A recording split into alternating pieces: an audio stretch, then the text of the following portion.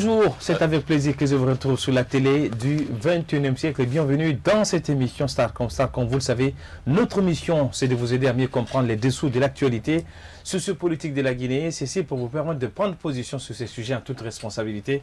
Aujourd'hui dans cette émission Starcom, nous parlons notamment de ce débat autour du dialogue politique en Guinée. Il faut le dire que face à la crise politique suite à la réélection du président Alpha Condé pour un troisième mandat contesté par une partie de l'opposition, des acteurs politiques appellent à l'ouverture d'un dialogue politique afin d'aplanir les divergences entre le pouvoir et l'opposition. L'UFR de Sidya Touré s'inscrit dans cette logique.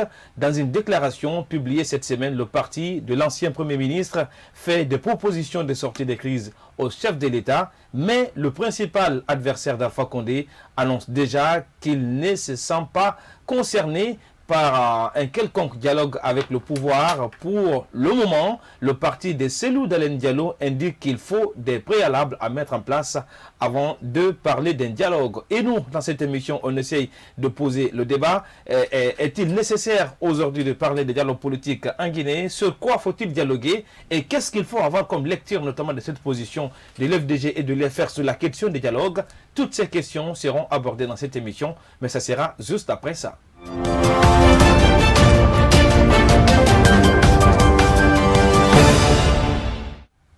Merci pour votre considération et constance de renouveler sans cesse à cette télé et plus particulièrement à cette émission. Alors pour parler de cette émission, nous avons un invité plateau aujourd'hui avec nous, Monsieur Mori Kaba, membre du bureau politique du parti Avenir pour une Guinée nouvelle. Monsieur Kaba, tout le plaisir est pour moi de vous avoir dans cette émission Starcom sur la télé du 21e siècle. Bienvenue dans l'émission Starcom. Bonjour, c'est un grand plaisir de partager pour la première fois votre télévision.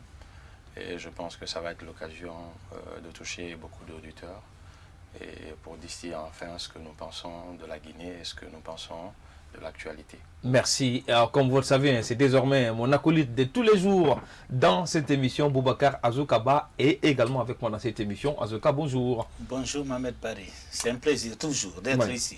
Alors, Azouka, il faut dire quand même que l'actualité de la semaine politique en Guinée a été riche, par rapport notamment à ces sorties, déclarations contre déclarations, sur la question du dialogue. On a vu cette sortie d'abord de l'UFR, qui implicitement reconnaît en facto la réélection d'Alpha Condé, et cette réaction de Cellou Dalein Diallo.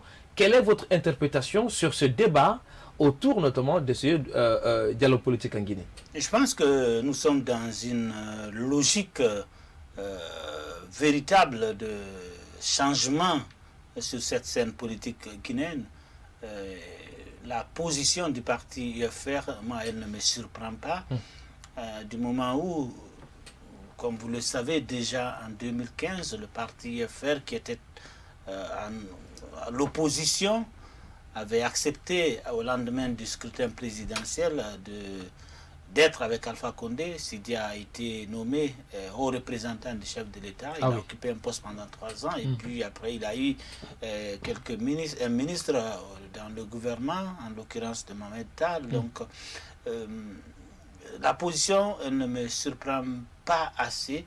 Peut-être que là où la surprise est venue, c'est parce que jusqu'à quelques semaines, le parti de Sidya Touré contestait déjà, même ceux qui ont accepté d'accompagner Alpha Condé, et a même refusé de participer à l'élection présidentielle parce qu'ils disaient qu'ils étaient dans l'esprit du Front National pour la défense de la Constitution, qui est contre le troisième mandat, qui s'est battu bec et ongle. Malgré tout, il y a eu ce troisième mandat, et aujourd'hui, c'est l'avenir du parti FR, non seulement au sein du FNDC qui se pose, puisque vous n'êtes pas sans savoir. Dans la déclaration, l'UFR prend acte de la décision de la Cour constitutionnelle et dit tourner la page de l'élection. Effectivement, c'est justement à ce niveau qu'il y aura, c'est là-bas qu'il y aura un problème avec le FNDC qui, vous l'avez suivi, a dit qu'il n'est pas du tout d'accord pour reprendre un dialogue, d'aller se mettre autour de la table avec quelqu'un déjà qui a violé la Constitution que ce front défendait. Maintenant, pour ce qui concerne le parti UFDG, naturellement, ils sont aussi dans cette logique. Non, mais est-ce que ce n'est pas où ils utopique de étaient. la part de l'FDG de continuer à réclamer Bon, cette disons- reconnaissance de sa victoire? Peut-être que Ah, ça peut être utopique, c'est Ouais. vrai, parce que déjà, c'est Alpha Condé installé. Il cherche aujourd'hui à former un gouvernement pour gouverner autrement la Guinée. Mais le parti IFDG reste lui aussi dans, Ah oui, dans sa logique de contestation. d'opposition Oui. radicale. Le parti est sûr et certain que c'est lui qui a remporté la présidentielle du 18 octobre avec tout ce qu'il a eu comme compilation des résultats, tout ce qu'il a mobilisé comme force, notamment au niveau des jeunes, mais aussi au niveau de l'ANAD. L'ANAD, c'est l'Alliance nationale pour l'alternance démocratique avec beaucoup de partis Oui, politiques. plus de 500 Donc, associations politiques et mouvements. fort de ces associations politiques, fort de ces mouvements politiques, le parti s'est dit il reste droit dans ses bottes, il maintient qu'il est le vainqueur, même si, je répète, Alpha Condé est installé au palais Sékou Touréa depuis le 21 décembre dernier. Alors, cette question, avouez un peu, parce que vous êtes déjà en politique, même si vous n'avez pas pris part à l'élection présidentielle. Alors, est-ce que vous pensez aujourd'hui qu'il y a quand même une nécessité en Guinée qui pourrait justifier la tenue d'un dialogue politique dans notre pays au sort de l'élection présidentielle? Monsieur Kaba. Je vais commencer par répondre à cette question par l'affirmatif. Oui, il y a nécessité, bien entendu, de dialoguer. Parce qu'il faut comprendre que d'abord, l'essence même de la vie, c'est le dialogue. Il faut parler, il faut essayer de discuter autour d'une table. C'est autour d'une table qu'on peut trouver vraiment des solutions pour les sorties de crise.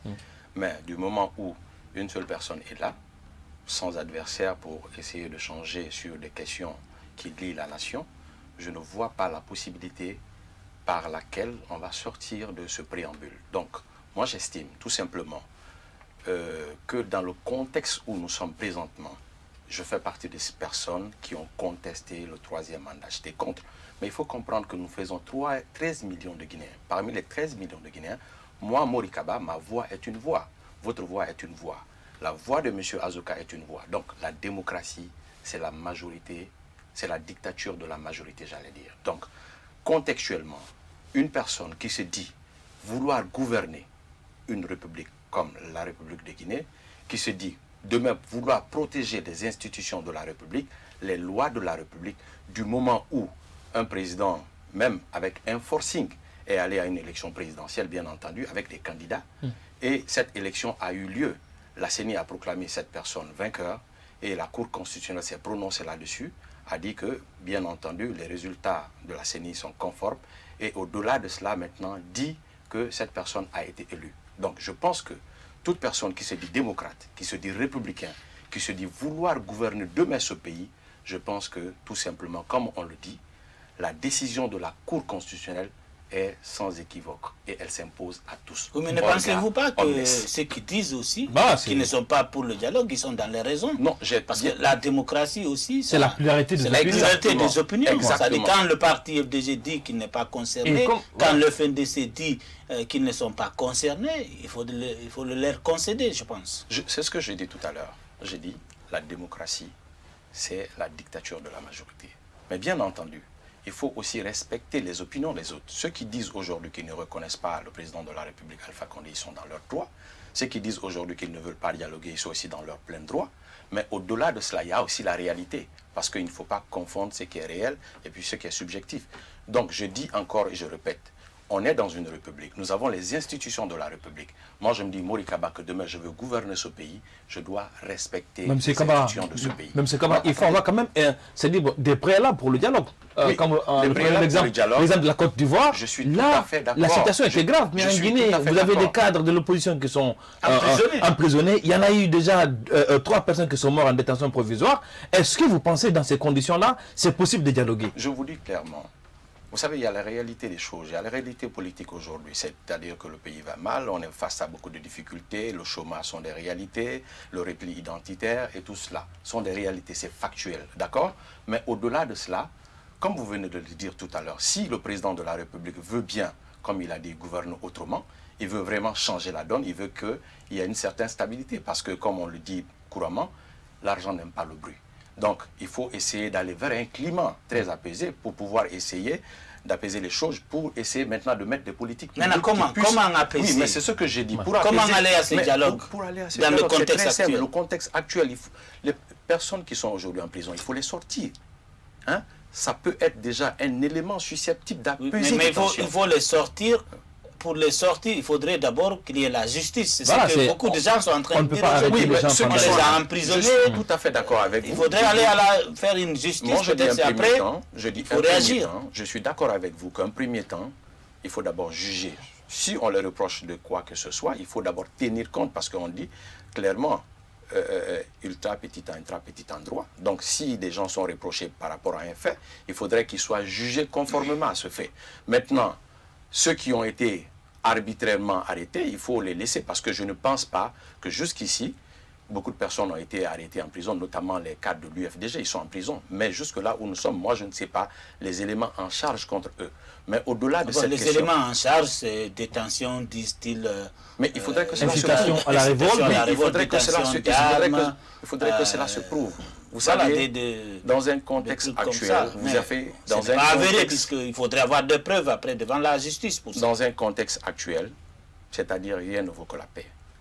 Si aujourd'hui, pour des choses mineures, pour des éléments non justifiés, on a mis certaines personnes en prison parce que tout simplement, ils sont en train d'exprimer une certaine opinion, ou bien on veut leur reprocher quelque chose. Moi, j'estime que dans le contexte actuel, celui qui a la charge, ou bien celui qui a l'obligation de présenter un bilan après les 6 ans, c'est notamment M. Alpha Condé. Donc, aujourd'hui, c'est dans son intérêt de prendre, par exemple, l'exemple de la Côte d'Ivoire. M. Alassane Ouattara en a fait aussi la même chose avant les élections, mais après les élections, aujourd'hui, pour un climat apaisé, il a sorti des opposants. Aujourd'hui, je pense qu'il y a plus de 2000 personnes graciées. Donc, je pense que dans le contexte actuel, je répète encore... Pour une centaine en Guinée, hein? Oui, une centaine en Guinée. Si M. Alpha Condé veut bien entendu gérer autrement, il veut apaiser la tension, il faudrait vraiment sortir ces cadres de l'UFDG. Pour l'instant, moi, je ne connais pas ce pourquoi ils sont reprochés. Mais au-delà de cela, j'ai dit clairement que si aussi ceux qui sont aujourd'hui dans l'opposition veulent pertinemment qu'il y ait un sens à leur démarche, je pense d'abord qu'il faut reconnaître et respecter les institutions de la République. Une fois déjà que le président de la République a été reconnu par la Cour constitutionnelle, dont sa décision est sans reproche, et puis aussi elle s'impose à tous, comme je l'ai dit tout à l'heure là, orga omnes, il faut obligatoirement cependant que chacun mette de l'eau dans son vin pour qu'on puisse aller vers ce dialogue. La question votre formation politique, c'est le parti Avenir pour une Guinée nouvelle, c'est ça? Vous êtes prêt à aller à ce dialogue? Non, pour l'instant, je ne veux pas essayer de prendre la décision au nom du parti, de l'ensemble. C'est-à-dire, on doit d'abord se concerter. C'est à travers cette concertation que nous allons essayer de voir dans la possibilité des choses, si toutefois on peut participer à ce dialogue. Mais moi, je ne pense pas qu'on puisse rejeter un quelconque mais le dialogue, quel pourrait être son contenu? Justement, sur quoi? Parce que tout ce temps, on a assisté à tous les dialogues. C'était des dialogues pour se partager le gâteau, se partager des députés, se partager des conseillers. Et certains accords ne sont pas respectés. Oui, exactement. Maintenant, il n'y a pas d'élection en perspective. Très malheureusement, on a habitué les Guinéens à ce bicéphalisme. UFDG, RPG. C'est-à-dire qu'on se partage les postes, on essaie d'élaborer les lois conformément à la volonté de ces deux partis, ce qui est anormal dans une république. Moi, je pense que dans le contexte actuel, vous dites que sur quoi nous allons dialoguer. Personne aujourd'hui ne peut nier l'existence d'un climat de méfiance en République de Guinée. Le repli identitaire, le communautarisme exacerbé, le vandalisme à outrance. Mais exacerbé par vous, les politiques. Hein? Oui, justement, par vous, les politiques. C'est vous qui appelez appelez à des... C'est la raison pour laquelle, d'ailleurs, nous venons en c'est les communautés, elles vivent tranquillement ensemble. Non, il ne faut pas essayer de se voiler la face. Non, mais vous êtes politique. C'est des politiques. C'est ce que je dis exactement. Vous savez, M. Azoka, présentement, depuis un certain temps, on est en train de faire croire que la politique, c'est le sadisme, que la politique, c'est le mensonge, c'est le contraire. Moi, je vais vous donner un exemple. Le prophète Mohammed Ibn Abdullah, par intuition, je sais que nous sommes musulmans ici, c'était un chef d'État. C'était un homme politique. C'était un politologue. Ils ont géré avec l'honneur, la dignité et la justice. Pourquoi pas nous autres? Pourquoi on veut faire croire que la politique, c'est le mauvais sens? Moi, je pense que la chose qui vaut mieux que mon père et ma mère, que mes enfants, que tout au monde, c'est la République de Guinée. Cette nation que j'ai en commun, en partage avec vous, mais avec l'ensemble des Guinéens. C'est pourquoi je ne veux pas démissionner de la chose publique, de la gestion de la chose publique. Ma voix doit marcher. Pourquoi? Parce que j'estime tout simplement que j'ai des idées, j'ai des valeurs à partager avec mes compatriotes, j'ai des choses à proposer. Je pense tout simplement que dans notre formation politique, je peux vous dire qu'il y a des dizaines de jeunes qui sont d'ailleurs plus compétents que Mori Kaba. Je suis juste quelqu'un qui vient porter la voix d'un ensemble de personnes. Alors, est-ce que vous allez vous concerter prochainement? Parce que nous allons on apprend qu'au sein du parti UFR, qu'on a évoqué la situation, ils sont aujourd'hui en concertation au sein du bureau pour voir comment concrétiser cette déclaration pour aller à ce dialogue. Moi, je vous dis clairement que tout ce qui concerne un dialogue en République de Guinée, je suis partant. C'est ma décision, c'est mon idéal. Parce que c'est autour de la table qu'on va toujours trouver des solutions pour des sorties de crise. Il n'y a pas de problème sans solution. S'il y a problème, c'est qu'il y a solution. Mais pour trouver une solution, il faudrait que vous soyez autour de la table. Donc moi, j'estime que nous sommes prêts à s'engager dans un quelconque dialogue. Alors que dites-vous de ceux qui pensent, parce qu'il y a certains acteurs politiques quand même qui estiment que pour une question de préalable, ils parlent notamment de la dissolution de l'Assemblée nationale, qu'ils estiment que ce n'est pas une assemblée légitime, tout le monde sait. D'ailleurs, le 12 mars, il y a également la suspension de la nouvelle constitution. Alors, sur ces conditions préalables de certains partis politiques, quel est votre regard, quelle est votre position? Je ne sais pas pourquoi les gens aiment dire toujours que cette décision, bien cette Assemblée nationale est illégitime. Je fais partie des personnes... Non, mais on le sait quand même. Permettez-moi très bien. C'était pas une élection transparente. Permettez-moi très bien. Et non inclusive. Permettez-moi très bien.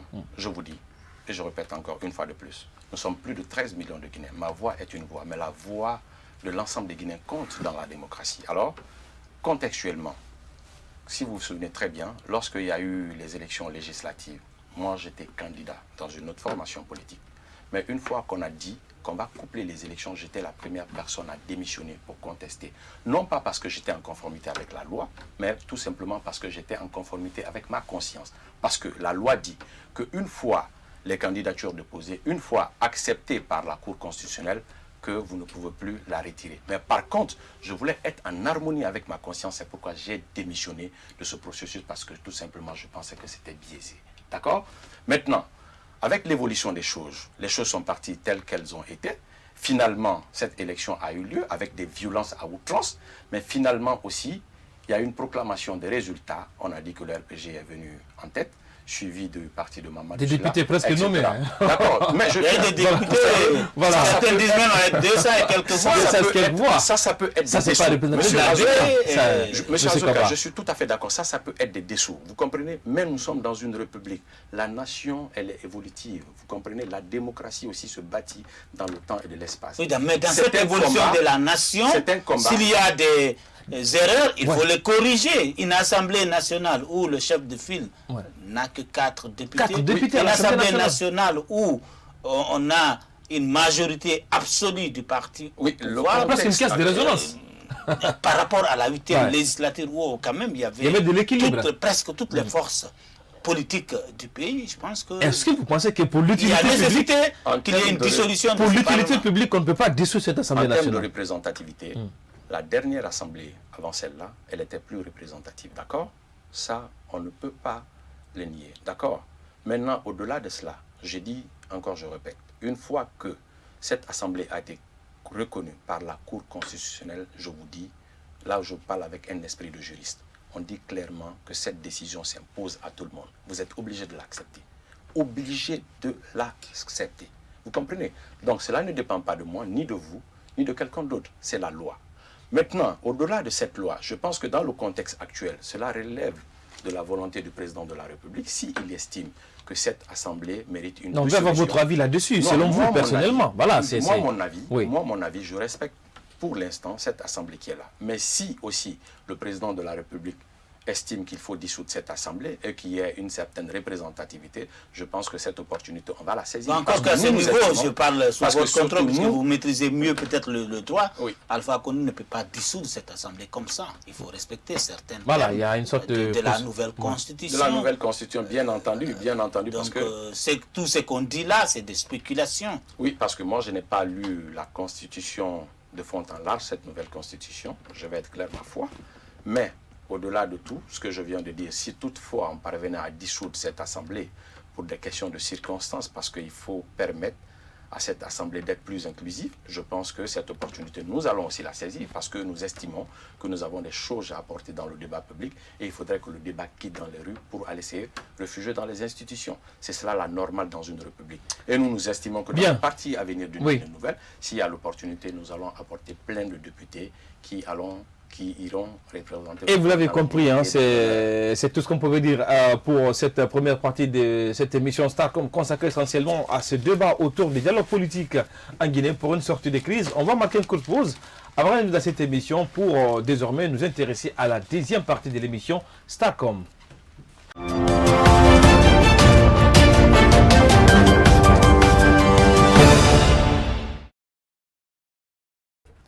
Eh bien, de retour dans cette émission Starcom pour cette deuxième partie de l'émission Starcom consacrée essentiellement à ce débat sur le dialogue politique pour une sortie de crise en Guinée. Tout est parti de cette déclaration de Sidya Touré de l'UFR. L'ancien Premier ministre notamment reconnaît implicitement, si on peut dire comme ça, notamment la réélection d'Alpha Condé à travers des propositions de solutions de crise. Mais le parti du principal opposant d'Alpha Condé, lui, reste sur sa position. Car pour l'UFDG, l'UFDG dit de ne pas être concerné par cet appel de dialogue. Il faut dire que pour cette deuxième partie de l'émission, nous aurons un invité au téléphone à la personne de Suleiman Souza Konaté. Il est l'un des responsables de communication de l'UFDG. Il sera avec nous dans cette émission. Alors, Azoka, on va parler désormais de l'affaire Rosé Bamba, quand même, qui continue de dérouler la chronique et ça suscite beaucoup et assez de réactions au sein de la classe politique guinéenne et même dans la société civile. Alors, après des attentes, la famille de la victime rentre enfin en possession de la dépouille mortelle, notamment de la victime. Oui, ils sont entrés en possession de cette dépouille, je crois, c'était lundi. Ouais. Les obsèques sont programmées pour le 10 janvier, si en tout cas j'ai bien lu le communiqué qui a été diffusé par le parti FDG. Ça sera à Lola, sa ville natale. Et puis, il y avait un symposium que le parti voulait organiser en l'honneur pour le défunt qui était très influent au sein de l'UFDG. Ils ont sollicité le palais du peuple, ça n'a pas été accepté. Ils ont demandé d'avoir, en tout cas selon la communication, c'est extraordinaire. Ils ont demandé d'avoir aussi la maison de jeunes de Ratoma. Peut-être il espérait que puisque le maire est du parti FDG, il allait obtenir. Et puis après quelques tractations, le maire a dit non, ce n'est plus possible. Donc il n'aura pas droit à ces symposiums, en tout cas ici à Conakry. Mais derrière... en tout cas, parlant des restitutions de la dépouille, c'est que l'information derrière la famille, on se rappelle, exigeait... c'est que je voulais ajouter. Oui. C'est que même le ministère de la Justice avait dit que la famille, si elle le désirait, elle peut faire l'autopsie, demander à ce que cette autopsie soit faite. Malheureusement, ils ont restitué le corps sans remettre un rapport médical de l'autopsie de Roger Bamba. Et donc, à ce niveau, il y a un problème. Il paraît que c'est la famille qui a renoncé à l'autopsie. Non, la famille ne peut pas renoncer. La famille ne peut que suivre l'État dans les conditions normales. C'est l'État qui doit ça ne doit pas être un exemple de la famille. Parce qu'on a... Roger Bamba était entre les mains de la justice guinéenne en détention provisoire. Il est décédé dans ces circonstances. Il revenait à l'État de dire voilà, il est mort de cirrhose, puisque c'est qu'ils ont, c'est le premier communiqué que le ministère de la Justice a dit, il est mort de cirrhose de foie. Donc, voilà l'autopsie qui a prouvé effectivement qu'il est mort de cirrhose. Et puis, voilà, on vous restitue le corps maintenant. Si vous voulez, vous faites une contre-expertise de ce qui a été fait par l'État. Mais jusque-là, on n'a pas en tout cas eu les résultats de cette autopsie. Malheureusement. Alors, Azoka, on va partir sur le terrain pour recevoir dans cette émission notre invité téléphone qui est avec nous déjà, M. Suleiman Souza Konaté. Je rappelle qu'il est l'un des responsables de communication de l'UFDG. Monsieur Konaté, bonjour, merci, bienvenue dans l'émission Starcom sur la télé du 21e siècle. Bonjour à tous et bonjour surtout à vos millions de téléspectateurs qui nous suivent actuellement. Alors, merci d'être avec nous. On va commencer notamment par cette actualité politique avant de parler de l'affaire Rosé Bamba. C'est un peu cette déclaration de l'UFDG par rapport à l'ouverture du dialogue politique en Guinée après la sortie de l'affaire Azoka. Oui, peut-être que vous pouvez revenir pour nos téléspectateurs sur les véritables raisons qui poussent encore le parti UFDG à ne pas en tout cas vouloir aller à ce dialogue alors qu'on a des partis politiques et pas les moindres qui ont accepté et qui veulent vraiment aller à ce dialogue. Écoutez, pour nous, il n'y a pas de main tendue. Le discours du président de l'Alpha Condé, c'est plus une opération de communication qu'une réelle volonté de sa part aller dans le sens de la recherche des solutions par rapport à des crises que lui-même il a créées et entretenues durant tout ce temps-là. Écoutez, quand on veut dialoguer avec son principal adversaire, on ne commence pas par arrêter et mettre en prison les principaux collaborateurs de ce dernier. Je dois rappeler que le coordinateur de la cellule de communication de l'UFDG est aujourd'hui en prison. Le coordinateur des différentes fédérations du pays, M. Solbalde, est en prison. Ajoutez à ceci le vice-président Chérif Ba et plus de 402 militants et sympathisants du parti et de l'ANAT qui profitent dans les différentes prisons du pays. Aujourd'hui, les bureaux du président de l'UFDG sont assiégés, le siège est fermé. Donc voilà toutes les conditions réunies qui ne permettent pas à l'UFDG de rentrer dans un processus de dialogue. Et je dois rappeler également qu'il y a eu dans ce pays plus de 4 dialogues dont les conclusions ont été refusées parce que tout simplement Alpha Condé n'a pas vu son intérêt dedans. Pour nous, ce n'est pas un monsieur qui est disposé à dialoguer et ça ne sert absolument rien d'aller faire du temps avec des gens comme ça. Alors, M. Konaté, quand même, moi je suis resté un peu sur ma faim par rapport au contenu, notamment par rapport à certains points, notamment de votre positionnement. C'est vrai qu'il n'y a pas un communiqué officiel du parti, mais on a vu la sortie quand même des responsables de communication sur la question. L'UFDG dit qu'il n'est pas question de dialoguer, mais que s'il y a dialogue, il faut dialoguer notamment sur la reconnaissance de la victoire de Cellou Dalein Diallo. Est-ce que ce n'est pas utopique de la part de votre parti, à partir du moment où les institutions habilitées à reconnaître les résultats publiés par la commission électorale a été effectué et que le président Alpha Condé a été également officiellement installé dans ses fonctions de président de la République? Écoutez, dans une démocratie fonctionnelle, la force est donnée aux institutions de la République pour faire en sorte d'appliquer les lois et pour permettre, n'est-ce pas, aux différents citoyens de la République de vivre paisiblement dans leur pays. Mais aujourd'hui, toutes les institutions de la République sont inféodées par M. Alpha Condé. Donc, dans ces conditions comme ça, c'est au peuple de décider de ce qui peut être bien pour lui. Et au soir du 18 octobre 2020, le peuple de Guinée a décidé librement d'élire M. Cellou Dalein Diallo comme président de la République de Guinée. Aujourd'hui, Alpha Condé dirige le pays par rapport à 3 choses principalement. Premièrement, une partie de l'armée, n'est-ce pas, à qui on a donné quitus de maltraiter l'ensemble des populations guinéennes qui oseraient contester, n'est-ce pas, le pouvoir d'Alpha Condé. Deuxièmement, la justice. Et c'est la plaie de notre pays. Aujourd'hui, cette justice est instrumentalisée par Alpha Condé. Il y a eu plus de 265 personnes tuées dans ce pays-là du fait des manifestations politiques. Même un semblant de procès, on est capable d'organiser. Dans un état de droit, comme je le disais tout à l'heure, lorsque les institutions arrêtent de fonctionner correctement, il appartient au peuple de prendre sa responsabilité.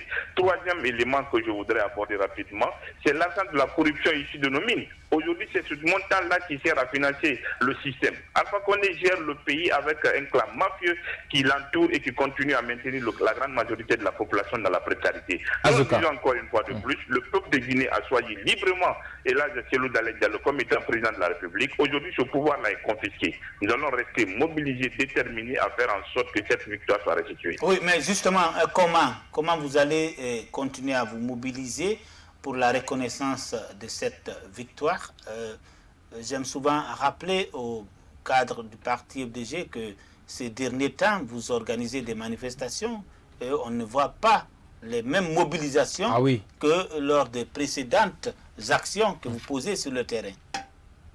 Écoutez, la question que vous posez doit interpeller tous les Guinéens. Nous sommes dans un état de démocratie qui suppose que chacun peut manifester par rapport à une situation donnée s'il ne se sent pas, comment on appelle ça, mis à l'aise. Aujourd'hui, Alpha Condé a militarisé tout Conakry. Cela devrait indigner tout citoyen de la République. Aujourd'hui, regardez un peu ce qui s'est passé récemment à Wanindara. les forces de défense de sécurité à qui on a donné quitus de violenter, de maltraiter les citoyens de la République. Vous pensez que le maintien d'ordre est égal à renverser les marmites des personnes? Vous pensez que le maintien d'ordre est égal à exaction, est égal à meurtre? Non! Cette pratique doit indigner l'ensemble des citoyens guinéens et plus de justice et de paix. Encore une fois de plus, nous disons, aujourd'hui une partie de l'armée, on a donné quitus à une partie de l'armée de faire en sorte que toutes les exactions, toutes les horreurs soient commises sur les citoyens guinéens. Nous acceptons le principe, mais cela ne doit pas nous décourager. Le peuple de Guinée, le 18 octobre passé, a élu Cellou Dalein Diallo. Nous allons faire en sorte que cette victoire-là soit restituée. Ça va être très difficile, nous le savons. Ça va être très ardu, nous le savons. Mais au final, nous osons croire que le peuple de Guinée sortira vainqueur face à tous ces imposteurs qui ont pris le pouvoir sans jamais l'exercer. Alors, M. Konaté, si on renversait l'hypothèse du dialogue politique en Guinée, alors aujourd'hui, si Alpha Condé acceptait le fait, notamment sur la dissolution de l'Assemblée nationale, la libération des cadres de l'FDG qui sont arrêtés, mais également la levée du tollé, notamment sur vos sièges et bureaux de l'FDG, est-ce que cela pourrait envoyer l'UFDG à réfléchir sur la participation de ce dialogue? En ce moment, la direction nationale du parti avisera. Mais ce qui reste clair, nous sommes dans une situation difficile. Vous avez un président de la République qui ne croit pas aux vertus du dialogue. Je rappelais tout à l'heure qu'on a connu 4 dialogues dans ce pays, mais les sauf que dans l'opposition, c'est l'UFDG qui a plus été le parti qui a plus gagné dans ces dialogues politiques en Guinée comparativement aux autres partis politiques du pays. Parce qu'à chaque fois qu'il y a dialogue, vous vous êtes partagé le gâteau UFDG et RPG Arc-en-Ciel. Non, mais c'est des accusations qui ne tiennent pas la route. Depuis qu'Alpha Condé est au pouvoir, chaque fois qu'il y a eu respect de la loi, c'est parce que quelque part l'UFDG et les autres partis de l'opposition se sont mobilisés pour le contraire à respecter le contenu de nos dispositions constitutionnelles. Je rappelle que pour organiser les législatives de 2013, il a fallu des manifestations qui sont soldées avec 52 Guinéens tués. Des gens jusqu'à présent à qui on n'arrive pas à rendre justice. Voilà l'état dans lequel nous sommes. Aujourd'hui, je disais tout à l'heure qu'on a connu 4 dialogues. Le dernier en date, c'est celui lié, n'est-ce pas, à l'installation des exécutifs communaux, des conseils régionaux et des conseils de quartier. Jusqu'à présent, Alpha Condé n'arrive pas à installer ces conseils de quartier et des conseils régionaux parce qu'il sait pertinemment qu'il les a perdus. Voilà la démocratie dans laquelle nous vivons. Et vous voulez que les gens restent à bras croisés pour laisser une nouvelle dictature s'installer dans notre pays? On dit non. L'UFDG n'a jamais tiré bénéfice d'un quelconque dialogue en Guinée. Nous nous sommes mobilisés pour faire en sorte que les lois de la République soient respectées. Parce que les lois s'imposent à tout le monde. Azoka, sur... Oui, Roger Bamba. Voilà, là c'est Roger Bamba. Où en êtes-vous aujourd'hui dans les préparatifs de ces obsèques? Écoutez-moi, avant de répondre à cette question, permettez-moi de m'acquitter d'un devoir, celui de rendre un vibrant hommage à M. Roger Bamba. Il a été une figure emblématique contre la lutte, contre la dictature, l'imposture et l'oppression dans notre pays. Il a été arrêté dans des situations illégales que vous connaissez, détenu dans des situations inhumaines jusqu'à ce que mort s'en suive. Donc aujourd'hui, les préparatifs vont bon train. On a adressé des courriers, n'est-ce pas, à l'administrateur du Palais du Peuple et à la commune de Ratoma pour nous permettre d'organiser des obsèques dignes d'un héros, parce que Roger Bamba est un héros pour nous. Mais ils ont malheureusement refusé. Voilà la démocratie, comme je le disais tout à l'heure, dans laquelle nous vivons. Alpha Condé a combattu Roger Bamba de son vivant. Il a continué à combattre Roger Bamba, même mort. On refuse totalement les espaces publics à l'UFDG pour permettre de rendre un hommage à ce guerrier-là. Donc pour nous, nous disons que nous sommes dans une république qui continue à instaurer des principes de la dictature et pour nous, ça ne va pas marcher. Comme je le disais tout à l'heure, la direction nationale du parti a sorti un communiqué hier. À partir de vendredi, M. Roger Bamba va être, comment on appelle ça, le corps va être récupéré à Ignace Digne et ensuite la délégation va l'accompagner jusqu'à Lola où il y aura des inhumations dignes d'un héros, comme je le disais. Alors, aux autres de la question, c'est vrai que c'est la 3e victime voilà, de vos militants qui ont été interpellés au sortir de l'élection présidentielle. Alors, quelle est la situation pour les autres cadres de l'UFDG et militants qui sont arrêtés? Qu'est-ce que le parti entrevoit en termes notamment de procédures pour leur libération? Écoutez, il y a un pôle d'avocats qui a été constitué par rapport au suivi de ces dossiers-là. Est-ce qu'ils sont en bonne santé? Est-ce qu'ils sont en bonne santé? Écoutez, dans des différentes prisons guinéennes, vous savez qu'on ne peut jamais dire qu'un détenu est en bonne santé parce que quand vous prenez la maison centrale de Conakry, par exemple, ça a été construit pour 300 personnes. Aujourd'hui, vous avez plus de 3000 personnes. On ne peut pas dire qu'il y a des conditions d'hygiène respectées là-bas. On ne peut pas dire que les détenus bénéficient de tout ce qui pouvait être droit comme respect de droit pour eux là-bas. Donc, comme l'a dit le président Cellou Dalein Diallo, les détenus eux-mêmes disent qu'ils savent pourquoi ils sont là-bas. C'est pourquoi ils appellent le peuple de Guinée à rester mobilisé, à faire en sorte que la raison pour laquelle ils ont été à la maison centrale puisse être continuée jusqu'à l'aboutissement, n'est-ce pas, de cette lutte. Azoka, une question Bon, peut-être c'est comment entrevoyez-vous l'avenir avec du parti FDG dans ce contexte où vraiment les clivages... Vous semblez être solitaire désormais dans votre combat, très nombreux là. Hein? Quel avenir pour le parti? L'UFDG ne peut être isolé que par rapport à ses militants et par rapport à ses responsables. Je disais tout à l'heure que la dernière élection en date, parce que c'est les élections qui déterminent le poids électoral d'une formation politique. L'adhésion, n'est-ce pas, le vote massif du peuple de Guinée nous réconforte dans notre position que la grande majorité, n'est-ce pas, de ce peuple est avec nous. Maintenant, ceux dont vous appelez aujourd'hui leaders qui cherchent à dialoguer avec le pouvoir en place, à part le leader du PL, M. Lansana, tous les autres, à un moment donné, on travaille avec le pouvoir d'Alpha Condé. Donc pour nous, c'est une façon pour eux de revenir à la maison. L'UFDG n'est jamais isolé, elle ne peut être isolée que par rapport au peuple de Guinée, que par rapport à ses militants et sympathisants. Et par rapport à ça, nous avons la ferme conviction que nous avons l'adhésion populaire et le combat va continuer jusqu'à l'aboutissement. Bien, c'est tout ce qu'on pouvait dire avec vous, M. Suleiman Konaté. Je rappelle que vous êtes l'un des responsables de l'UFDG. Merci d'être passé dans l'émission Starcom sur la télé du 21e siècle. Au plaisir de vous retrouver dans nos prochains numéros. Je suis vice-coordinateur de la cellule de communication.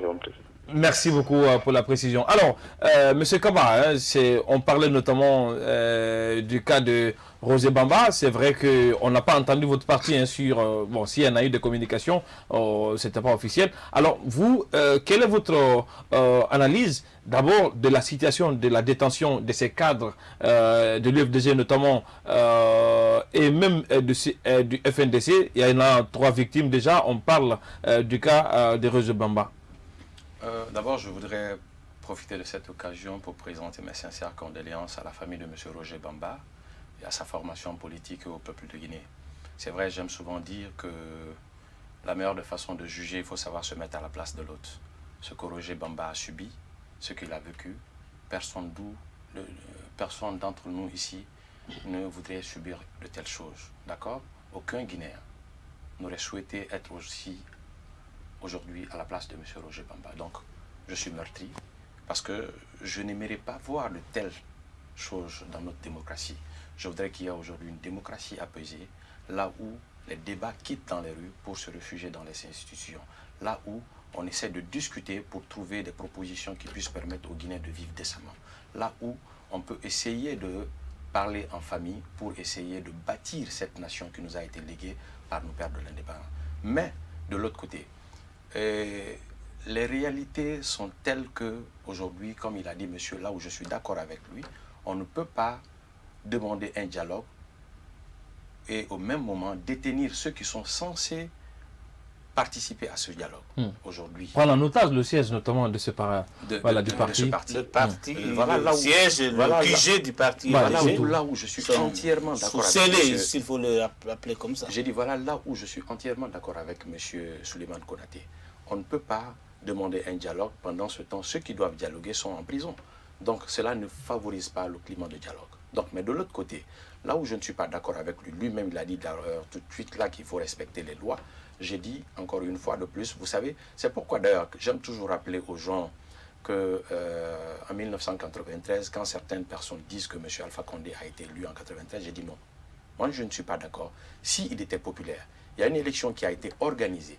Cette élection, on a dit que dans le processus, il y a eu des votes, parce que moi-même j'ai voté à Cancan à ciel ouvert. À l'époque, j'étais encore petit, mais j'ai voté. C'était pas une élection, ça. Voilà, non, mais je dis, c'était un processus, parce que vous savez, après la déclaration de François Mitterrand, lors de la conférence de Bâle, là où on a fait parachuter la démocratie par un décret ou bien par une simple déclaration, tout le monde était obligé de suivre d'une certaine manière, parce qu'on était inféodé à la puissance coloniale. Donc, quand ces élections ont été organisées, bien vrai qu'il y a eu des turpitudes qui ont accompagné cette élection, mais en réalité, l'institution qui était chargée de reconnaître définitivement le vainqueur, c'était qui? c'était la Cour constitutionnelle, la Cour suprême à l'époque. D'accord. Donc, un premier temps, le ministère de l'Administration à l'époque avait proclamé Lansana Conté vainqueur. Cela a été validé par la Cour suprême. Donc moi je pense, du moment où Lansana Conté a été déclaré à l'époque, j'estime et je pense, j'affirme tout simplement qu'il a été le vainqueur de cette élection de 1993. Il a été le premier démocratiquement élu conformément à la démocratie libérale. Parce qu'il faut faire aussi attention. Lors du premier régime, il y avait une démocratie, mais là, c'était la démocratie populaire. Mais la démocratie libérale a été instaurée en République de Guinée à partir de 1990. Donc, le premier président élu a été bel et bien Lansana Conté.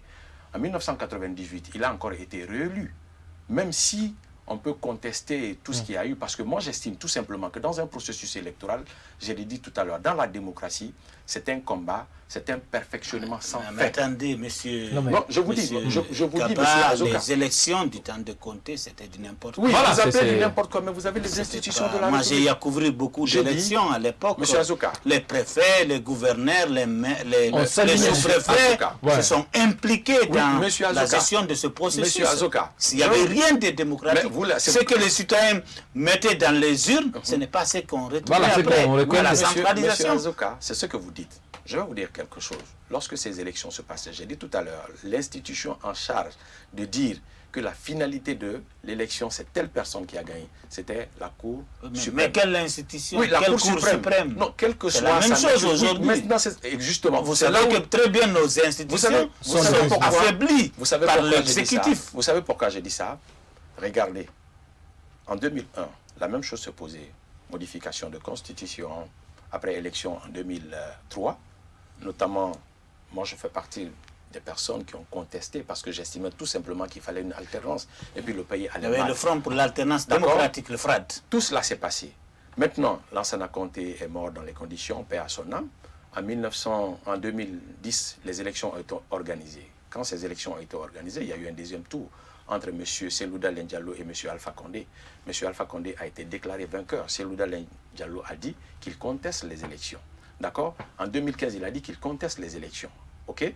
Maintenant, en 2020, aujourd'hui, il conteste les élections. Qui va venir ça, c'est dans la logique démocratique. Oui, aujourd'hui, Donald Trump, jusque-là, il conteste l'élection. Exactement. Aux États-Unis. C'est une logique il est obligé dans les de se pays soumettre démocrates. à la loi Mais et ils sont aux obligés de se soumettre à la loi. Exactement, c'est ce que je veux dire. À partir du 20 janvier, Joe Biden va prêter serment, il va être installé. En une minute, parce qu'on va aller vers la pause. En une minute, allez-y. Les dernières élections récemment au Sénégal, vous avez vu comment ça s'est passé. Il y a des gens qui ont estimé tout simplement qu'il ne pouvait pas y avoir un coup KO. Mais moi qui a été déclaré, ce qui m'a beaucoup plu, c'est ces gens, Sonko et puis Idrissa Seck ont dit clairement qu'ils se soumettent aux institutions de la République. Mais c'est là, ça dépend de la moralité de ces institutions. Au Sénégal, nous savons ça dépend de la moralité de ces institutions. Oui, vous pensez qu'au Sénégal, les élections n'étaient pas contestées? Non, c'est contesté. On a suivi l'acteur que ça a été contesté. Mais nous savons ce que vaut la Cour constitutionnelle au Sénégal et ce que vaut cette Cour guinéenne. Tout ça, c'est... On a vu ce que la Cour constitutionnelle a fait au Kenya en invalidant une élection. Oui, mais tout ça, c'est un peu de l'énigme. Dire que, par exemple... Non, c'est vous dire que les institutions sont différentes selon les pays. Au Sénégal, aujourd'hui, c'est une véritable démocratie qui est là. Vous ne pouvez pas comparer la démocratie au Sénégal à celle, en tout cas, elle est une véritable démocratie par rapport à la Guinée. La démocratie est évolutive. D'accord? Non, celle qui se passe au Sénégal, là, elle est mieux que celle qui se déroule en Guinée. L'organisation des élections au Sénégal, ma foi, donne de l'espoir. Pourquoi? Parce que les invectives et puis les violences que nous connaissons en Guinée, il n'y a pas ça au Sénégal. Bien. Donc c'est déjà une... On va déjà marquer une courte pause pour revenir dans cette émission pour la troisième partie consacrée essentiellement à la gouvernance. On va parler notamment de cette démission annoncée de Kassory Fofana et de son gouvernement, les prioritaires du nouveau gouvernement et quelle espérance il faut désormais avoir comme priorité, notamment par rapport à cette nouvelle équipe gouvernementale. La question et toutes ces questions, j'allais dire, seront répondues juste après cette courte pause. On revient après.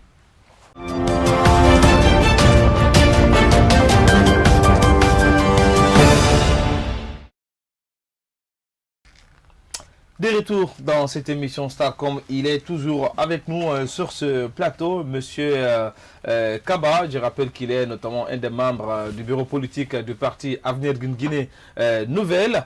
Alors, Azoka, on va parler notamment de gouvernance en Guinée. C'est vrai que tantôt on parle de dialogue politique, mais de l'autre côté, quand même, ça l'attente est longue, il faut dire le mot. Ça on attend qu'Alpha Condé gouverne autrement la Guinée. Oui, mais ce qui reste... on n'a pas encore le Premier ministre. La grande interrogation, on a annoncé la démission du gouvernement Kassori, presque sur la pointe des pieds, mais l'information n'a pas été confirmée du côté des proches du Premier ministre, mais également de la Présidente de la République. Et hier et aujourd'hui, il y avait conseil ministériel hier, ça ne s'est pas tenu. Aujourd'hui encore, conseil des ministres, ça ne s'est pas tenu. Oui, tout ça là, ça montre que... Il faudrait qu'Alpha Condé organise sa conférence de presse pour nous dire c'est quoi gouverner autrement. Parce que... Même si c'est un slogan volé à l'FDG. C'est ce que dit. C'est Loudel. Non, mais c'est une évidence. Oui, effectivement. C'était le slogan de campagne. Parce que pour moi, comme le disait ce matin un analyste politique, le gouverner autrement, là, ça aurait été, dès après son installation au palais Sékou Touré, au lendemain de sa prestation de serment, la nomination de ce Premier ministre qui va maintenant peut-être être dans les tractations pour avoir les cadres, les membres du gouvernement. Mais jusque-là, aujourd'hui, depuis presque depuis plus de 3 mois, si on prend depuis le 18 octobre, aujourd'hui nous sommes le 6 janvier, le pays ne fonctionne pas. Il n'y a pas d'administration, il n'y a pas de conseil de cabinet au niveau des ministères. Chacun fait ce qu'il veut, chacun essaie de chercher une place et on ne sait pas où donner de la tête. Et puis, on annonce le matin Kassori a démissionné, le soir, non, il n'a pas démissionné. Il n'y a rien officiel. Et puis, on apprend également par voie de presse que oui, il y a eu un conseil interministériel sur la pandémie de Covid. On a posé la question à Kassori, est-ce qu'on ne va pas faire une réunion? Il a dit non, on n'est pas censé nous retrouver parce que déjà, le gouvernement est censé être démissionnaire depuis le lendemain de l'élection. On est donc dans l'expectative. C'est la guerre des clans encore qui recommence. Et puis les positionnements, chacun aujourd'hui essaie de se positionner. Vous avez vu les sondages qui ont été effectués par des structures de la place. Mais vous avez eu aussi tous les noms qui sortent aujourd'hui. Kassori va être reconduit, Kiridi, on parle de Kiridi au poste, on parle d'Ousmane Kaba, déjà les articles de presse et puis un sondage. Donc, on est encore dans le même système. Tout est fait quand même, sincèrement. Je ne comprends pas que, je ne vois pas et je ne sais pas, j'attends de voir comment on va nous gouverner autrement, puisque c'est déjà les mêmes scénarios qui sont là. Je ne sais pas si aussi on peut gouverner autrement avec les mêmes personnes. Ça aussi, je me pose cette question. Monsieur Kaba, j'aurais aimé entendre gouverner autrement avec un Monsieur Kaba dans le nouveau gouvernement. Peut-être, oui. Voilà, c'est possible. Ça, c'est gouverner autrement. Mais si on prend les mêmes, on peut commencer. Je ne sais pas comment ça va se faire. Voilà, comment est-ce que vous observez cette cacophonie autour notamment de la formation de ce gouvernement ou de la démission de ce gouvernement, parce que tantôt on parle de démission, tantôt c'est pas confirmé, Kassori qui s'accroche à son poste, étant donné que les autres premiers ministres qui l'ont précédé ont démissionné quand même de façon officielle. Non, même en 2015, Yula l'a fait, et puis Mohamed Saïd Fofana également l'a fait, mais Kassori il s'accroche, et puis voilà. Comment est-ce que vous observez tout cela, M. Kaba? Bon, je pense tout simplement que la démission de M. Ibrahima Kassori Fofana, comme vous venez de le dire, ne sont que des spéculations. Moi, je n'aime pas me prononcer sur les spéculations. D'accord? Mais je pense tout simplement que j'avais estimé qu'après avoir été déclaré vainqueur des élections de façon définitive par la Cour constitutionnelle, Monsieur le Président de la République, je pensais que le lendemain, le Premier ministre allait poser sa démission et le même jour, on allait nommer un Premier ministre parce que le pays est à l'arrêt. Il faut que les choses aillent plus vite. Qu'est-ce que cela vous inspire? Qu'est-ce que cela vous inspire? Qu'Alpha Condé n'était pas préparé Qu'est-ce que cela vous inspire? À un troisième mandat peut-être. Bon. Et pourtant, voilà, justement, c'est des bonnes raisons. Quand tu veux gouverner, tu espères aller à un troisième mandat, c'est que tu te prépares déjà. Tu penses déjà que je vais mettre tel Premier ministre, je vais mettre une telle administration. C'est comme si on a tiré la main du président de la République. C'est pour cette raison, j'ai dit tout à l'heure que j'estimais, je pensais pour moi, que le lendemain où il avait été confirmé par la Cour constitutionnelle, cependant, le Premier ministre allait rendre sa démission et le même jour aussi, il allait reconduire un Premier ministre. C'est comme ça que j'avais pensé. Mais aujourd'hui, après plus de 2 semaines, sans rien, restons à l'écoute. C'est lui qui sait ce qui veut dire gouverner autrement. Donc, on ne peut pas juger un caïman avant d'être aussi à la rivière. Donc, attendons d'abord qu'il sort aussi peut-être ses dernières cartouches. Attendons que le caïman finisse de se manger. Alors, dans le marigot. Mais ce qui me déçoit surtout, et ce que je voudrais donner au président de la République comme conseil, parce qu'il se dit qu'il est politique, c'est de faire très attention, parce qu'aujourd'hui en République de Guinée, il n'y a pas d'honneur, il n'y a pas de dignité dans la gestion de la chose publique. Les politiques, il y a aujourd'hui une seule valeur, c'est la transhumance. Les gens ne vont pas selon les idéologies politiques. Vous allez voir aujourd'hui quelqu'un qui était l'UFDG, aller par exemple au RFG qui se dit socialiste, l'autre est ultra-libéral, parce que tout simplement il veut bénéficier d'un poste. Mais ce que je voudrais donner, Nicolas Machiavel dit que mieux vaut placer un incompétent fidèle qu'un compétent infidèle. Surtout que parmi vous, déjà, vous avez des compétents fidèles. Parce que moi, je n'aime pas des personnes qui viennent comme ça, les transhumants, à la dernière minute, profiter justement des opportunités pour essayer d'avoir de la place. Mais est-ce que ne pensez-vous pas qu'il sera très difficile pour Alpha Condé, quand même, de gouverner autrement, parce que il y a eu beaucoup de mouvements, d'associations, de partis politiques, Kozalak, pour son 3e mandat. Vous savez, il y en a plein, sincèrement. Le président Alpha Condé a eu un premier mandat de 2010-2015. Oui. De 2015 à 2020. Il aurait dû s'arrêter là. Aujourd'hui, bien entendu, conformément à la loi, d'accord? Mais aujourd'hui, après ces 2 mandats, je serais très surpris de voir ceux qui veulent nous livrer par rapport à ce slogan de gouverner autrement. Donc j'attends, je suis sur mes faits. Mais ce que je veux quand même aussi dire, par cette opportunité, aucun parti politique, aucune personne qui veut diriger la Guinée avec une population de 13 millions d'habitants, avec une superficie de 245 857 km², où au moins les enfants de 6 à 5 ans, plus de 40% ne vont pas à l'école. Avec un budget prévisionnel de 2,7 milliards, il n'est pas possible de sortir la Guinée de sa précarité. Il faut avoir une ambition, il faut réfléchir, il faut être perspicace, et puis il faut mobiliser les recettes à l'interne qui puissent permettre à l'État de faire face à ses obligations. C'est pourquoi nous avons un slogan, la Guinée d'abord. Vous comprenez? Au niveau de la Banque centrale, vous avez les possibilités de mobiliser des fonds. En économie, on dit que quand la demande est en tendance et en abondance à défoncer la porte du consommateur, sa valeur dépend de ces derniers. Qu'est-ce que cela veut dire? Vous avez aujourd'hui une banque centrale qui n'a pas la capacité de fixité. Vous n'avez pas votre pouvoir, votre souveraineté monétaire. Or, avec seulement la banque centrale, on peut créer 8 millions d'emplois. Mais avec seulement la banque centrale, on peut mobiliser au moins 1 million de recettes par an.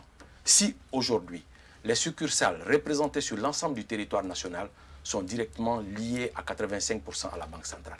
Ça ne se fait pas. Aujourd'hui, vous avez les mines. Depuis plus de 30 ans, vous parlez de la SAG.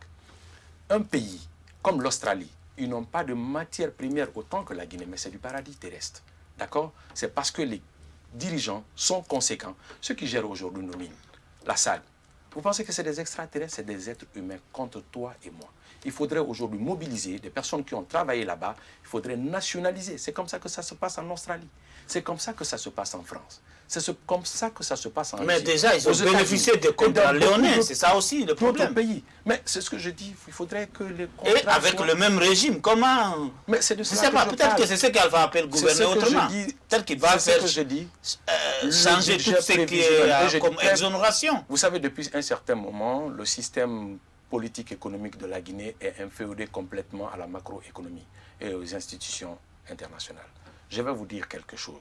Tant que la Guinée sera un pays où les systèmes macroéconomiques sont plus adaptés à notre politique économique, on restera toujours ce que nous sommes. C'est pourquoi nous devons réfléchir, nous devons être assez perspicaces pour essayer de changer la donne. Avec un budget prévisionnel de 2,7 milliards, ce n'est pas ambitieux et ça ne peut pas faire face aux besoins vitaux des populations pour que les Guinéens puissent connaître une vie décente et épanouie. Bien. Alors la question aujourd'hui, hein, voilà, par rapport à tout ça, qu'est-ce que vous pouvez recommander quel est le type ou le prototype d'équipe gouvernementale, même le profil du voilà, Premier ministre et de l'équipe, voilà, pour justement... Le profil du futur Premier ministre. Est-ce que Kassori répond aux critères? Ça dépend tout simplement. Bah, c'était une économie sur le papier, il faut le dire. Ça dépend tout simplement. Ça dépend. Non, vous savez, il faut faire aussi très attention. Il y a un phénomène qui est en train de bouleverser l'Afrique. Vous savez c'est quoi? La diplômite. Aujourd'hui, les gens vont étudier tout simplement pour avoir des gros diplômes, pour venir influencer les décideurs, pour avoir des postes de responsabilité. Le diplôme ne rend pas quelqu'un honnête. Le diplôme ne fait pas de quelqu'un une personne digne. Mais vous savez, vous obtenez le diplôme, c'est votre conscience qui les Américains, c'est l'expérience. C'est l'expérience. Mais au-delà de l'expérience aussi, il y a aussi les questions de moralité, de mentalité. C'est-à-dire, c'est votre conscience. Monsieur avocat, bien vrai que moi je vous ai connu il y a plus de 10 ans, mais dites-moi, vous ne pouvez pas gérer un ministère avec un budget de 500 milliards? Est-ce que c'est votre conscience qui vous empêche de voler 20 milliards ou bien c'est parce que tout simplement vous êtes ministre ou bien vous avez obtenu des diplômes d'Advar? C'est votre conscience. Tant que nous n'avons pas dans ce pays des personnes conscientes, capables d'assumer le succès pour nous sortir de ce préambule afin de donner aux Guinéens la gloire, l'honneur et la dignité que le peuple mérite. Ça veut dire le profil, il faut être d'une bonne moralité. Mais la moralité, on ne peut pas mesurer. On ne peut pas le doser sur le visage. Vous travaillez pour l'intérêt global et non pour on ne l'intérêt peut pas voir. personnel. Bon, monsieur Kaba, vous qui êtes là, vous allez parler, voilà, un beau discours, mais après, aux affaires. Non, mais je ne me dis pas que je suis honnête. Non, c'est un exemple, c'est toute autre chose. Oui, je veux donner tout à fait. Comment est-ce qu'il faut faire ça pour savoir quelle est la bonne moralité? D'abord, à donner de l'exemple, c'est M. Alpha Condé, le président de la République. Le gros problème, Alpha Condé a toujours dit que le poisson pourrit par la tête. Autant de Lansana Conté, on a tous dénoncé. Sauf que ce que je respecte beaucoup, le président Lansana Conté, il a dit clairement, Ntama Yakolo. Moi, je ne sais pas. Je vous mets au poste. Otanara Kolo. Donc, faites ce qui est bon pour le pays. Mais pour la fois, pendant ce temps, lui ne connaissait pas la Guinée. Qui ont agenoué ce pays. Et le mal d'Alpha et le mal du président, c'est là le lui aussi, il a dit qu'il ne connaissait pas la Guinée. Malheureusement, il est décédé. Pas la Guinée. Malik Condé. Non, maintenant il a dit qu'il connaît les Guinéens. Oui, mais attendez. 10 ans après. Oui, mais les cadres, surtout les cadres malinqués, voilà, qui maîtrisent le mieux. Les 10 ans passés de M. Alpha Condé, il y a des personnes qui ont détourné des fonds. Alors, ça c'est clair. Nous allons sanctionner. C'est comme ça qu'on redresse une république. Avec la loi, la rigueur et puis les décisions. Malheureusement, nous arrivons à la fin de cette émission, mais c'est vrai quand même, on ne peut pas recevoir un homme politique sans parler de lui. Oui, le parti Avenir d'une Guinée nouvelle. Voilà. Qu'est-ce que vous représentez? La beauté aujourd'hui de l'avenir d'une Guinée nouvelle, vous devez d'abord comprendre, comme je l'ai dit tout à l'heure, pour faire la politique, il faut se transférer. Nous jugeons les partis par rapport à leur participation aux élections, oui, les députés qu'ils ont, les conseillers qu'ils ont dans les assemblées générales. Pourquoi nous sommes nouvellement venus? Parce que quand vous regardez très bien, nous avons été brimés. Parce qu'aujourd'hui, on a interdit à beaucoup de personnes qui peuvent apporter... Qui vous a brimé? C'est le fils des partis politiques. Non, écoutez très bien. Parce qu'il était dans IDIR. Donc, ce que je veux dire, Ce que je veux dire... Qui vous a brimé? Ce que je veux dire, les autorités. Pourquoi? Parce que tout simplement, la loi nous confère tout simplement qu'on peut s'associer et former un parti politique. On n'a même pas besoin de donner l'argent. Mais du moment où les portes sont fermées, mais l'argument qu'ils ont eu, ils ont dit qu'il y a plus de 180 et quelques partis en circulation. Donc l'argument tient peut-être un peu. Ils ont dit que c'est pour la raison pour laquelle ils ne donnent pas d'agrément. Maintenant, nous avons jugé nécessaire pour participer au débat public, il faut aller dans une autre formation politique. Ainsi, on a fait nos enquêtes. Nous sommes des jeunes sociologues, des économistes. Pourquoi vous avez quitté le parti IDIR, etc. Pourquoi? Qu'est-ce qui n'a pas marché? Parce que tout simplement... on a une information sur vous, sincèrement. Il faut donner l'information. Ah oui, parce que ce sont des frustrés du parti IDIR. Non, je ne suis pas un frustré, mais je pense que la question n'est pas assez fondamentale ici. Ce que je veux dire tout simplement... Ah non, ici on dit tout. Ok, vous avez dit tout à l'heure, ok, je peux venir tout à l'heure à la fin. Mais je vais vous dire pourquoi nous avons décidé, parce que nous avons d'abord fait en amont un travail très scientifique, parce que si vous vous souvenez, depuis la moitié du 19e siècle jusque-là, il y a eu des propositions, des idéologies politiques. Et personne jusqu'ici, ni noir, ni blanc, ni chinois, ni rouge, personne n'a pu proposer une nouvelle idéologie politique et économique. En notre sein, au parti de l'avenir d'une Guinée nouvelle, c'est ce que nous avons Vous êtes fort là. Ah oui. le circonstancialisme. Depuis le 19e Et puis siècle, aussi, je vais vous expliquer, vous scientifiquement, inventez vous allez essayer de ça. faire votre synthèse. Sur le plan politique, nous estimons que c'est une idéologie qui rassemble à son sein les partis politiques circonstancialistes, les pragmatistes, C'est quoi les progressistes, un parti les panafricanistes. C'est-à-dire, un parti fait pour la circonstance. oui, adapter les politiques économiques et sociales conformément aux réalités sociales, politiques et culturelles. C'est pourquoi je vous ai dit Ça veut dire que circonstance oblige, Alpha Condé forme un nouveau gouvernement, il nous fait appel, on rentre dedans. Non, je vais vous donner un exemple. Regardez par exemple la Non, France. moi je vous prends au Oui, mot. Hein. non, je vous donne des exemples. La France est dit libérale, pour la plupart. D'accord, le libéraliste avec Thomas Malthus, David Ricardo, etc., ils ont dit clairement que l'État n'a que 3 domaines d'intervention. La défense, la sécurité et l'éducation. Rapidement, parce que Mais de l'autre côté, Thomas Thomas Malthus dit que l'État ne doit pas avoir des moyens de production. Or, ce sont les moyens de production qui enrichissent les États. Aujourd'hui, le Ghana est en train de créer Le 200 et téléspectateur quelques... qui vous regarde là, toute Voilà, cette philosophie, cette il est idéologie, perdu, il comprend sincèrement. pas, il est perdu. Voilà, Concrètement, Oui, c'est quoi mais si vous nous avez laissé terminer, c'est quoi si Allez-y, vous m'avez laissé concret. Quelle est votre valeur ajoutée? C'est ça. Quelle est la différence Oui, entre... c'est ce que je voulais dire tout à l'heure. Par Allez-y. exemple, sur le plan économique, nous estimons que c'est la synthèse du socialisme primaire, du capitalisme dépassé, du libéralisme hybride, caractérisé par un Vous êtes toujours dans les gros mots. Non, écoutez, dans la finalité, c'est que l'État doit avoir les moyens de production sans en empêcher les initiatives privées. Parce que c'est les moyens de production de l'État qui permet à un État d'avoir une solidité économique pour faire face aux obligations. Tant que vous n'avez pas les moyens, vous ne pouvez pas faire face aux obligations. Maintenant, parlons de la vitalité des partis. Hein? Est-ce que vous avez un siège? Parce qu'en général, c'est des partis à 5. Hein. Non, Voilà, c'est ce que je vous ai dit tout à l'heure. C'est ce que je vous ai Voilà. dit tout à l'heure. Dans son sac. Je vais être très honnête avec vous. Je vais vous dire Ouais. Je vous dis, le parti existait. Nous sommes venus dans ce parti pour refonder les choses. Maintenant que nous sommes venus, présentement, nous tenons les réunions dans une localité qui n'est pas décente. Mais de l'autre côté, C'est quelle localité? à Yimbaya, mais je vais y venir. Nous sommes en train de chercher présentement un siège qui répond vraiment à nos besoins. Mais qu'est-ce qui se passe? Depuis combien de temps vous cherchez un siège? Depuis plus de 1 mois, 2 mois. Quand vous partez dans les localités, dites une fois que vous dites que oui, c'est pour le siège d'un parti politique, les gens disent oui. Il s'est Vous méfié. savez, Ça, je vous le conseille. maintenant, de l'autre, Il y a une méfiance. il y a une méfiance. Surtout si c'est l'opposition. Sinon, ce n'est pas une question d'argent. Nous avons déjà des fonds nécessaires. Et puis, je peux vous dire... Qui que vous ces élections- finance? Non, qui vous Justement, finance. la source. Il y a assez de personnes de façon volontaire. J'espère que ce n'est pas Alpha Condé. Non, jamais. Comme le double scrutin. Non, moi, je ne Beaucoup vais de pas partis ont accepter. été... Non, mais je vous dis clairement, je n'accepterai pas. C'est justement là. Ah bon? La politique Non, avec la lâcheté. monsieur Kaba. Je dis clairement ma main sur Il y a ce Monsieur beaucoup- sujet. Kaba. On a vu beaucoup de C'est politiciens arrivé qui en disent émission. Moi, on ne dit pas à la fontaine, je ne boirai pas ton eau. J'ai dit, Voilà, moi, c'est- Mori Kaba, je ne parle pas d'autres personnes. Moi, Mori Kaba, je ne veux pas me prêter à ce jeu. Et je pense qu'il y a beaucoup de personnes parmi nous. C'est pourquoi je vous ai dit tout à l'heure, vous me voyez parler ici, tout ce que je suis en train d'envoyer comme idée. Il y a des dizaines de personnes plus efficaces, femmes aussi, plus efficaces que Mori Kaba, qui sont prêts à distiller les valeurs du parti. Quel est votre positionnement politique? Notre positionnement politique. Parce que là, c'est là... Non, Voilà. contextuellement, vous La savez... Guinée, c'est le débat. Allez, laisse-lui répondre. Oui, On va vous voir savez, si c'est présentement, de l'opposition. pour la plupart, on dit souvent, nous sommes dans une opposition. Nous sommes opposés à cette opposition, mais à cette mouvance présidentielle, parce qu'ils ne répondent pas vraiment à nos exigences. Non, mais on ne s'en croit pas. Oui, c'est ce que les gens Vous appellent êtes opposé centrisme. à l'opposition et Oui, opposé à la cette mouvance. opposition, je dis très bien, cette opposition à cette mouvance, parce que je pense que Vous vraiment, êtes donc centriste en quelque ou- sorte, si la Constitution ne reconnaît pas, mais je dis clairement que c'est notre tendance.